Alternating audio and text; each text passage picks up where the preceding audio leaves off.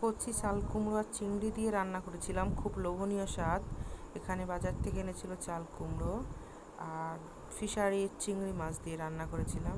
চিংড়ি মাছগুলো শির দ্বারা কেটে ছেটে ফেলে দিয়ে জাল করে নিয়েছিলাম, আর চাল কুমড়োটাকে খোসা ছাড়িয়ে পাতলা করে বানিয়ে নিয়েছিলাম। তারপর একটা কড়াইতে তেলের মধ্যে পেঁয়াজ আর কাঁচা মরিচ দিয়ে তেলটার মধ্যে ভেজে নিয়েছিলাম। তারপর এর মধ্যে দিয়ে দিলাম কেটে রাখা চাল কুমড়োগুলো। দুইটা আলুও দিয়েছিলাম একটা ব্যালেন্স হওয়ার জন্য, সুন্দর একটা পজিশনে আসবে তার জন্য। মশলার মধ্যে দিয়ে দিলাম লবণ আর হলুদ, আর কোনো কিছু অ্যাড করব না, যেহেতু কাঁচা মরিচ দিয়েছি তাই গুঁড়ামরিচ আর অ্যাড করলাম না।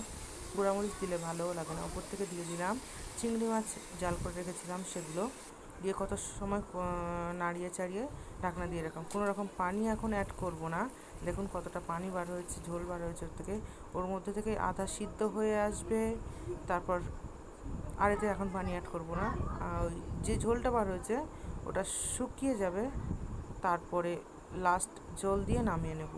এটা খেতে এত লোভনীয় হয়েছিল, আরও লোভনীয় হতো যদি ধনিয়া পাতা থাকতো। আপনারা এর মধ্যে ধনিয়া পাতা অ্যাড করতে পারেন।